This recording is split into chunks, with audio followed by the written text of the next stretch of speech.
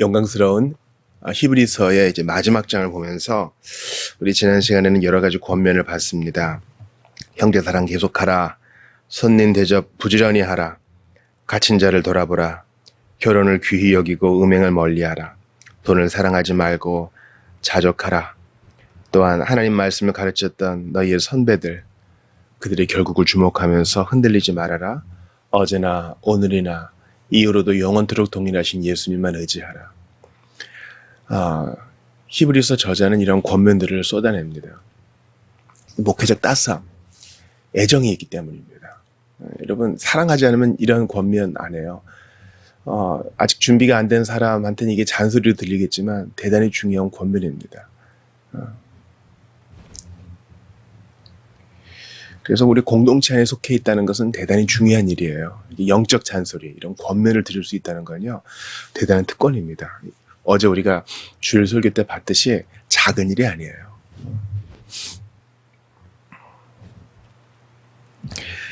그러면서 저자는 아주 중요한 권면을 덧붙입니다. 바로 다른 교훈에 이끌리지 말아라 하는 것입니다. 여러 가지 다른 교훈에 끌리지 말라. 마음은 은혜로서 굳게 함이 아름답고 음식으로 쌀 것이 아니니 음식으로 말미암아 행한 자는 유익을 얻지 못하니라 하면서 바른 교훈에 창념할 것을 얘기합니다. 여러분, 바른 교훈은요, 언제 어디서나 중요합니다. 교회는 배우고 가르치는 공동체이기 때문에 바른 가르침, 여기에 창념하는 게 대단히 중요해요. 안 그러면 공동체 전체가 표류합니다. 배웠더니 이상한 거 자꾸 끼어들고 해서 차라리 우리 배우는 것보다는 좀 봉사하는 공동체가 되었으면 좋겠어요. 너무 배우면 머리만 커지고 아주 잘못된 생각이에요. 여러분, 로이드 존스의 독서에 관한 아주 얇은 책 한번 읽어보세요. 그가 어떤 신학적인 독서에 조금 힘에 붙이거나 무뎌질 때는 어떻게 했는가 하니, 신학이 아닌 다른 분야에 속한 책을 읽음으로써 환기를 했다는 겁니다. 저 같으면 어떤 육체 활동을 하거나 이제 산책을 한다거나 그렇게 할 것 같은데 아주 신선한 조언을 받았어요. 운동선수도 마찬가지입니다. 자기 분야의 근육만 쓰는 운동을 하다가 다른 운동을 하게 되면 조금 더 범위가 넓어지고 몸이 좀 잘 풀린다는 것이죠. 우리가 잘못된 가르침이 있다고 해서 가르침 자체를 갖다 버려서는 안 돼요. 연구하는 사람들은 자기의 연구 분야 외의 책을 읽으면서 시야가 더 넓어질 수 있습니다. 운동하는 사람도 마찬가지죠. 잘못된 가르침이 있다고 해서 가르침 자체를 버려서는 안 돼요. 오히려 더 다른 가르침에 창념할 필요가 있습니다. 여러 가지 다른 교훈에 끌리지 말라.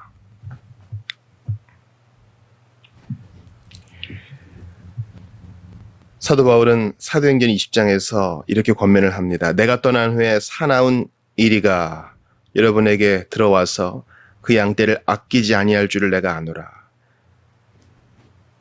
사나운 이리가 제자들을 끌어 자기를 따르게 하려고 어그러진 말을 한다고 권면한 바 있습니다.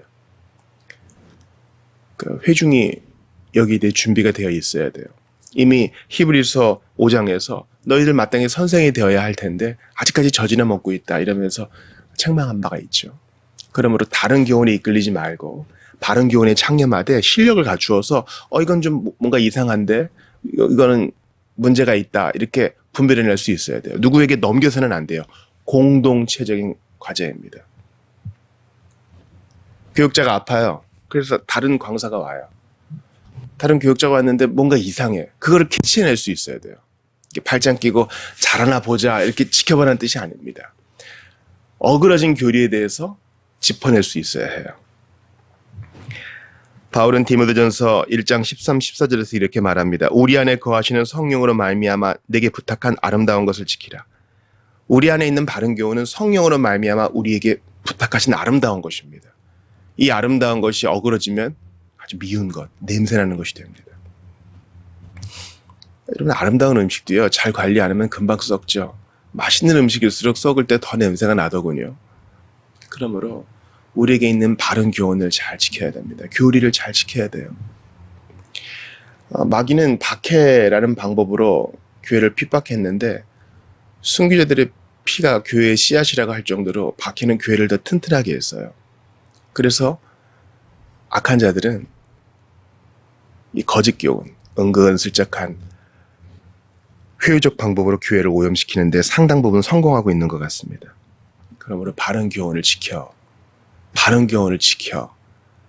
가르쳐야 됩니다.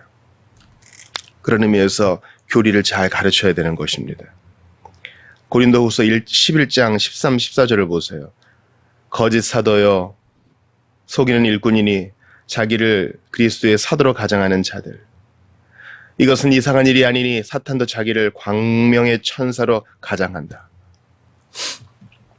여러분, 마귀는요, 말씀을 곡해하는 것으로 성도들을 어지럽힙니다.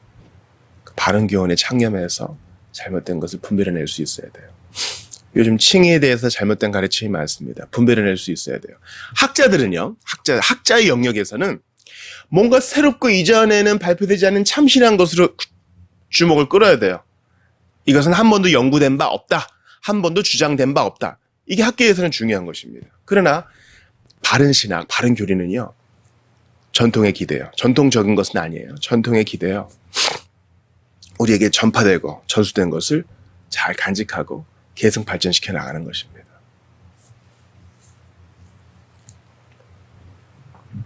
그러니까 눈으로 보기에도 좋고 귀로 듣기에도 매혹적인 거짓 가르침에 매혹되어서는 안 됩니다. 너무 슬픈 자들을 위로하다 보니까 하나님도 모르는 것이 있다.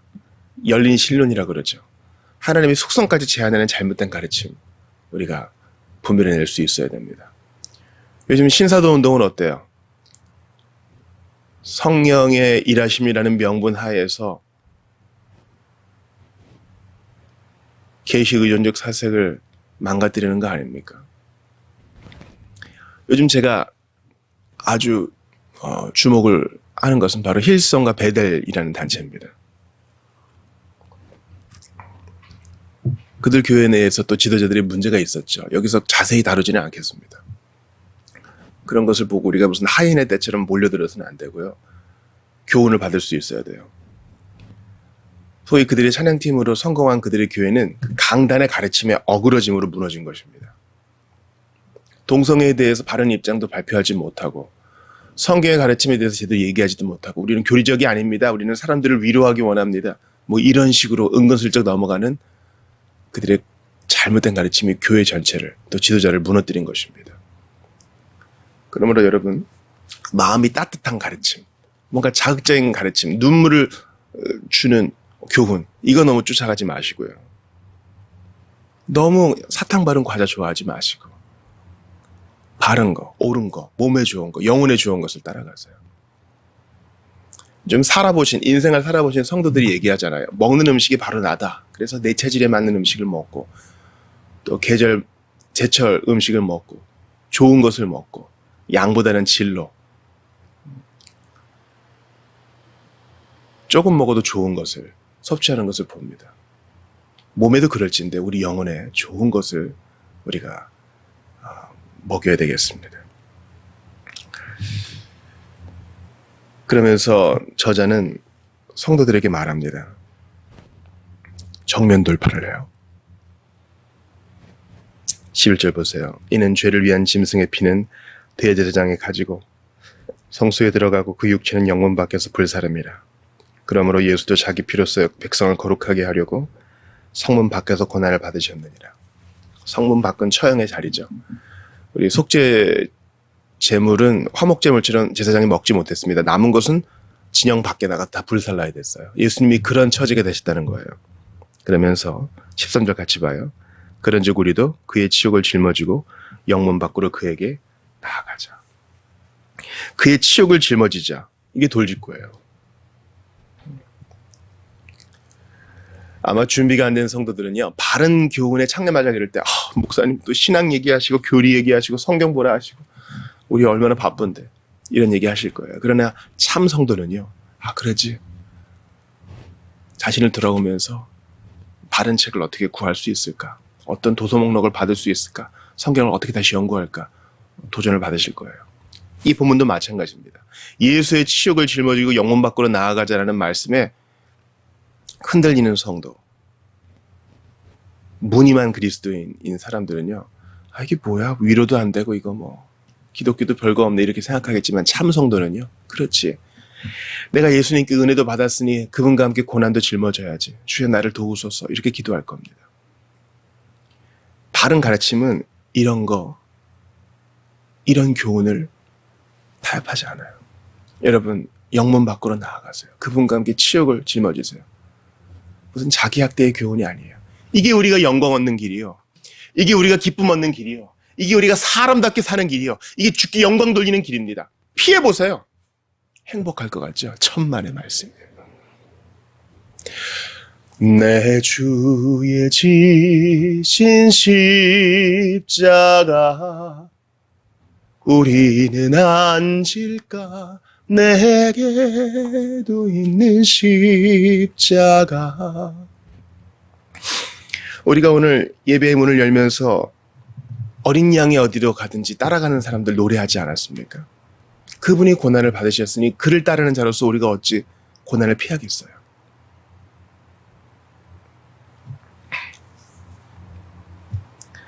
십자가 지고 수치를 지신 예수님, 그분이 우리의 자랑입니다.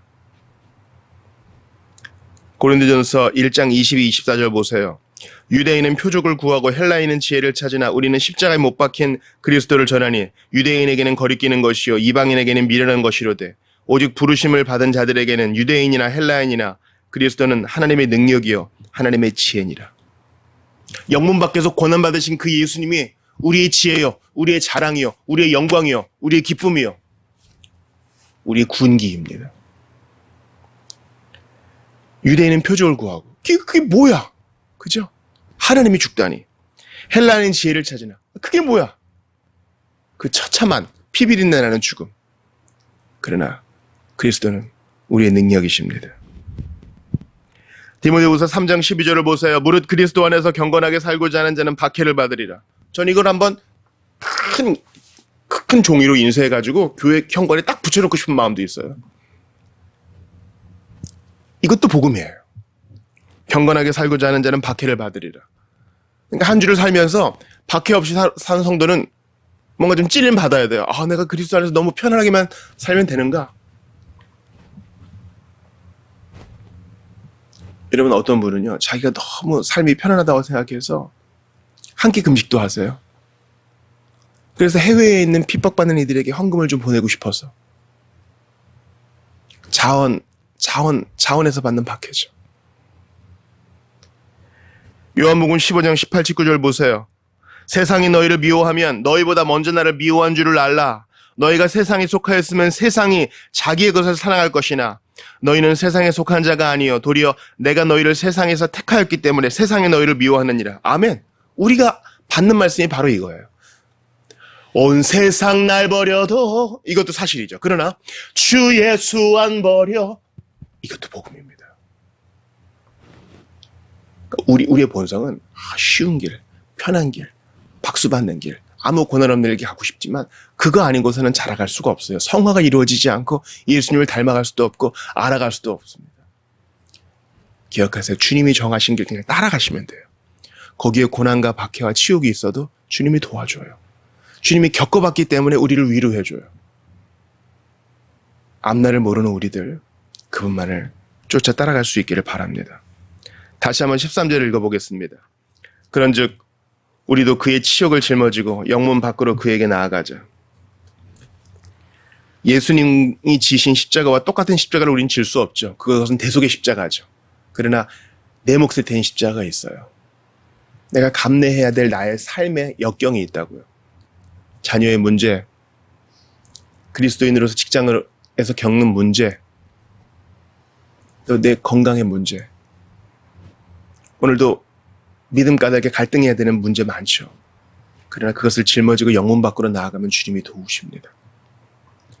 지금 배교의 위험 앞에 놓여있는 그 유혹 속에 있는 히브리인 출신의 그리스도인들에게 바울이 돌직구를 던져요. 예수님 치욕 당하셨으니 당신도 그리하시오. 당신이 성도인 증거입니다. 그러나 그 예수님을 하나님이 어떻게 하셨습니까? 모든 이름에 뛰어난 이름을 주셔서 영광스럽게 하지 않으셨습니까? 여러분도 그럴 것입니다. 영광이로세. 영광이로세. 참고 견디는 자에게 주시는 의의 면류관이로세. 흔들리지 않고 바른 교훈에 든든히 서서 주님 허락하신 고난 기쁘게 받으며 예수의 뒤를 따라가며 찬송하시는 여러분들 다 되시기를 주의 이름으로 축원합니다.